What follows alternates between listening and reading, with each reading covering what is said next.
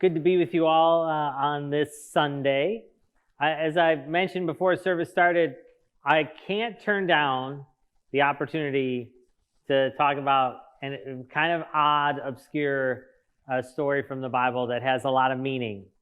And our story from Genesis, our first lesson that we read today, is one of those stories that a lot of times things in the Bible translate pretty well. You know, love your neighbors yourself, do unto others as you would have them do unto you. Those are kind of timeless.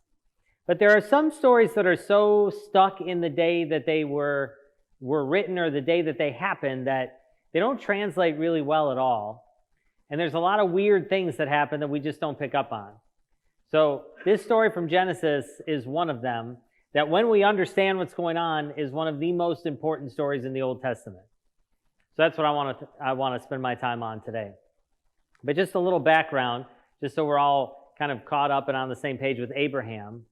Right? Abraham has received this great promise of God, the promise that he would be the father of many nations, that his descendants would be like the stars of the sky or like the sand on the seashore. And Abraham has one kind of persistent prayer that is the cry of his heart. He wants a child. He's been unable to have one. His wife, Sarah, and Abraham have been unable to have a child. And they cry out to God for a child. And God has promised them time and time and time again, you will have a child. And it's just really the wound in Abraham's heart because, you know, God doesn't say you will have a child September, 2000 BC, right? Like that's not how God works in this story. It's not how God works in our lives. He just says, Abraham, trust me, you'll have a child. And days go by, weeks go by, months go by, years go by. Abraham, like us, kind of knows the age people have children and the age when it becomes pretty impossible to have children. And he's approaching that impossible age and still no child. And he's having a moment, right? He's not losing faith, but he's having a moment. God, what's happening? And that's where we pick up today. One more thing to remember about Abraham that's just helpful for us. Abraham doesn't have a Bible to read. Abraham is the Bible for the people around him, right? Abraham is the one that's living out what it looks like to be in relationship with God. There's no books for him to read about it. There's no church for him to go to. There's no pastor for him to talk to. There's no one. Abraham is the Bible. So he's struggling because how do I know this God of the promise is going to come through, even though it seems like it's been so long since he made the promise? So Abraham, where our story picks up today, Abraham is crying out in the midst of that. He's having a moment. And his heart is heavy because, again, he remains childless. And he says, all I have, my legacy, my inheritance, my name, is going to go to Eliezer of Damascus, not my own child. I have no one to carry this on. I have no one to continue my name. And God reminds him, Abraham, you're going to have a child. He says, of your very own issue shall be your heir. You're going to have a child, and your descendants will be like the stars in the sky and the sand on the seashore. And Abraham's like, how do I know? And what he's really asking are questions we ask, like, God, how do I know I'm hearing you right? How do I know? How do I know? What if I don't understand what you're really saying? What if you're not going to come through? And then the other question on the other side of this, well, what if I screw it up? God, what if you try to do your part and I screw up my part and it ruins everything? How do I know this is going to work? How do I know you're going to come through? How do I know I'm going to not mess it up? Maybe those are questions we've asked God. Are you sure? Right? Are you sure? Did I read this right? Did I hear you right? So Abraham's in that place. And so God decides he's going to do something to help bolster Abraham's belief. And he does this strange, odd thing. He calls for Abraham to get some animals, and Abraham cuts them in half.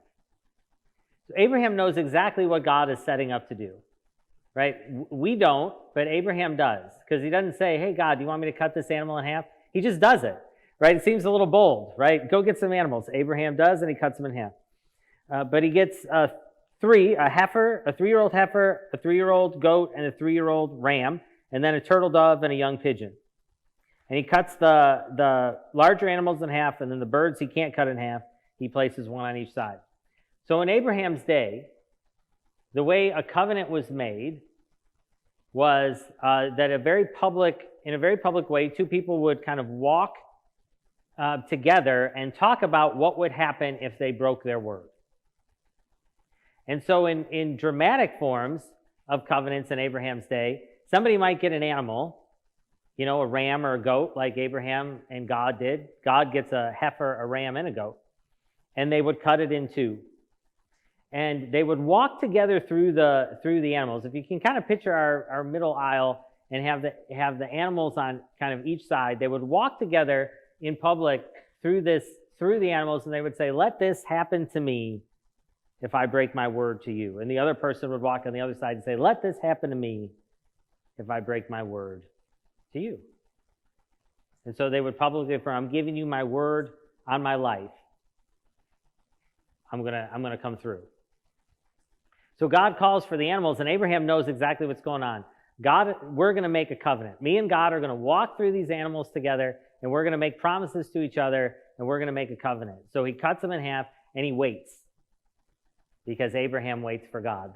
That's the title of his life story. Abraham is always waiting for God, and he waits, and he's kind of, is God coming? Is God coming? And, they say he had been waiting, for a long couple hours, right? There's vultures start to circle around. There's, animals that are there, they can sense what's going on. And Abraham waits, and nighttime comes. And something weird happens to Abraham. God puts him in like a sleep state, where Abraham can see and watch, but he can't move. It says a terrifying darkness came over him. And Abraham sees in the dark this flaming torch and a smoking pot, and that's kind of the presence of God. Abraham, it's nighttime. Abraham doesn't see his face or his features, but he sees the presence of God kind of pass through as the fire and the smoke pass through the middle.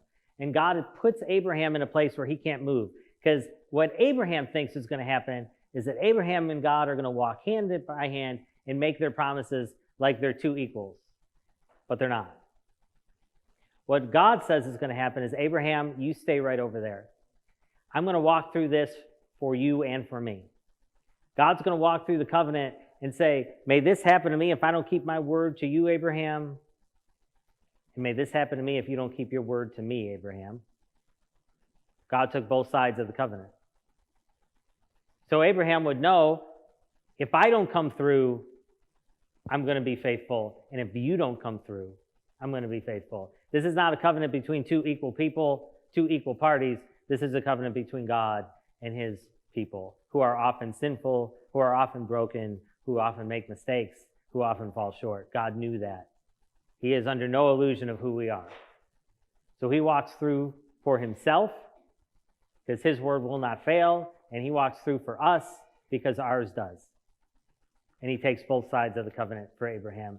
And Abraham, when he wakes up, when he's able to move, rejoices, because he knew what happened, that God walked through for both of them, confirming his promise. Abraham, you can't do anything to thwart my plan. So, fast forward. Why is that story so important? When we get in Lent and we think about the death of Jesus, we think about Good Friday and the cross, it's God honoring that covenant. Right? God says, let this happen to me. Let me be torn apart if I break my word to you, and let me be torn apart if you break your word to me. I'll pay both sides of the covenant. I'll pay for if I fail, but I'll pay if you fail. And so when Jesus is crucified, it's him honoring that part for us, knowing that we fall short, that we sin, that we make mistakes, and he's paying our part. He's paying our part for us. Just as he promised Abraham 2,000 years earlier that night. Nothing you do can stop God's plan. He'll pay for where we fall short, even if we screwed up. He pays our part. So I want to leave you with two things just to reflect on with that, because two is probably all I can handle on a daylight savings time Sunday. And so the first is how we think about our failures and our shortcomings. Right? Some of us very easily can move on from failure. It's a strength of ours. We just move on to the next thing. We don't carry it with us. But others of us carry our failures with us kind of in a suitcase that's very heavy and very cumbersome everywhere we go. We never leave them behind. They're never that far away. And what God wanted to convey to Abraham that night, walking through for him and for Abraham, is, Abraham, I'm aware of your failures. I knew about them before I even called you. He would say the same to us. John, I'm aware of your failures and your sins and your weakness. I knew all about them before I even called you. It doesn't stop our relationship. Give them to me. I'll carry them for you. And so I would encourage you, if you're somebody that might be carrying around failures that feel real heavy, not everyone is, but sometimes we do in different seasons of our life, that this is the season to bring them to the altar, to bring them to the cross, and let him take them from you. And then the second thing, and the last thing I'll leave you with, is as we go to communion today, right, we hear those words, and maybe we hear them a little differently today because of this story. This is my body, which is given for you. This is my blood, which was shed for you. He paid our part. He paid our part for all our shortcomings and sins and failures. It was given for you. It was shed for you. And when we come up to communion week after week, we participate in that. We accept that. We come up, not coming up as equals, right? Like Abraham thought he was going to be. God, this is an agreement between two equals. Nope. This is an agreement between a great and merciful God who paid our part. And we accept. And we accept it. So I would encourage you this week, if either of those things kind of resonate or land after hearing this story, that today is for you. And as you come to the altar rail, we maybe could leave our failures with him and receive his body, which was given for us in thankfulness that he paid our part. In the name of God, Father, Son, and Holy Spirit. Amen.